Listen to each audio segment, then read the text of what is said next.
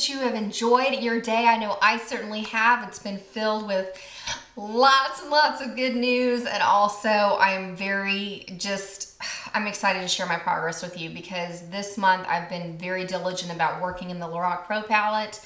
I've made surprising strides in shades I didn't expect, and also too, I feel like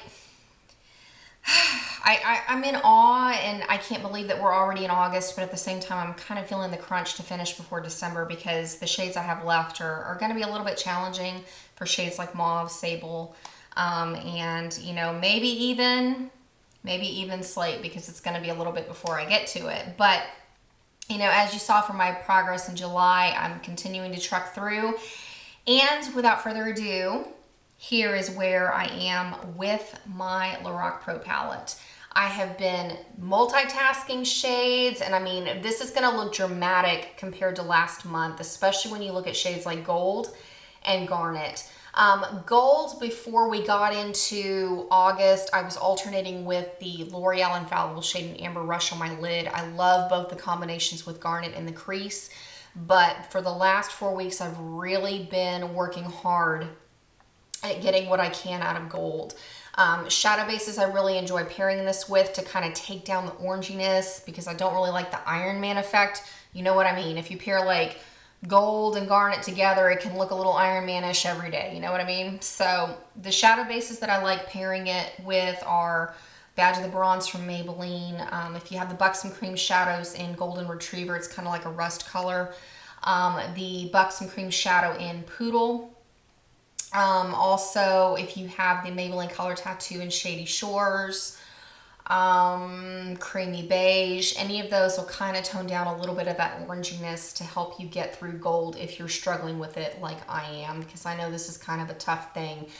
But I am pleasantly surprised that it is going so quickly, because my particular pan of gold is very loosely packed. So every time I tap my e.l.f. brush into it, there is some serious fallout. So, kind of like bittersweet, I guess, because it's like I get mad because it goes so fast, but at the same time, I'm like, yes, I don't have to stick with the shadow very long, you know what I mean?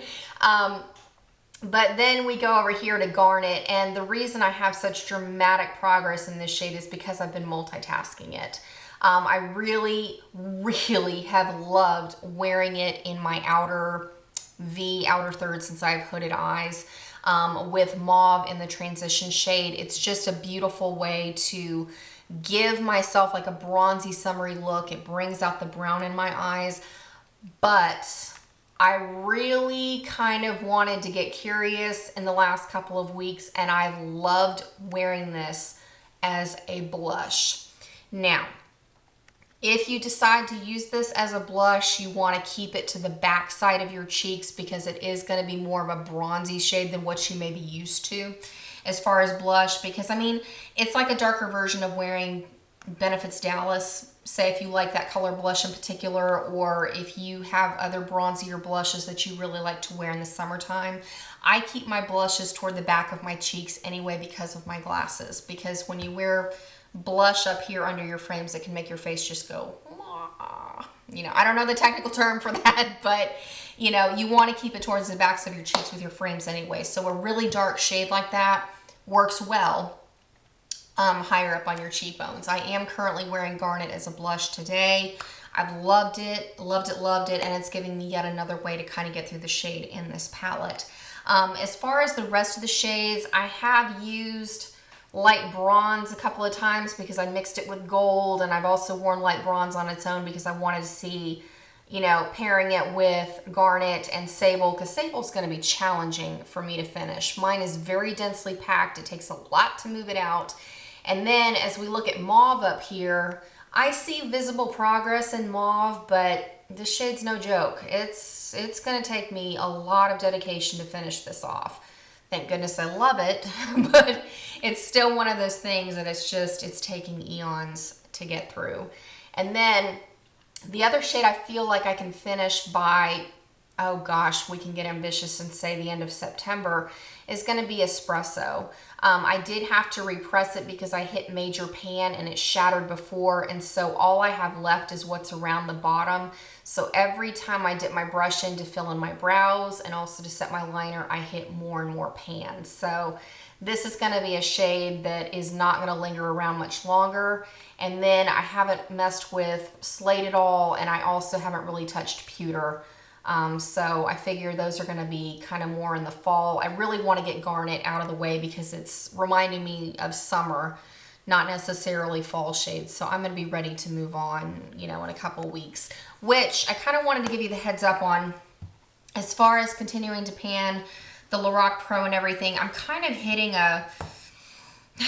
it's not a wall. It's not a wall. I'm just kind of curious how to, you know, continue going on with my Pan That Palette challenge and looking into next year, because I'm really leaning towards painting the Stila in the light and in the no, just a combination of those two palettes. I don't know if I can tackle both palettes in 1 year, but, you know, between those, I think there's going to be, what, 20 shades between the two, you know, maybe finish 12 or 13, I don't know. But as far as the rest of the year goes, I kind of want to implement in my Too Faced Naked Eyes palette. I don't have a ton of shades left because I've been steadily working on this for the last, you know, 2 years. So I thought about pairing these in with what's left of my Pro palette, and also to keeping with the theme and going with shades from my Mega Pro and my Pro 2 palette. So just kind of wanted to give you a heads up. I'm still kind of debating on doing, you know, different things to shake up my panning,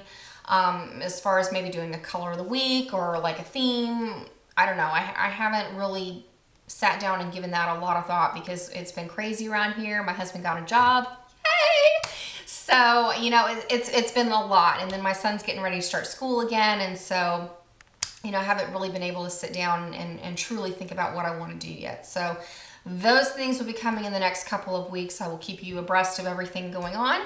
And that's about it. Thank you so much for taking the time to watch this. I wish you all the best as you pan your palettes, as you're participating in Project Pan challenges. Keep at it and shopping your stash. It is so worth it, and you will feel great about finishing every last cent out of those products. So that's it for now. More will be coming very soon because now I'm going to have quite a bit more time that I can film and not be so crazy busy with everybody at home. So that's it, and I look forward to seeing you soon.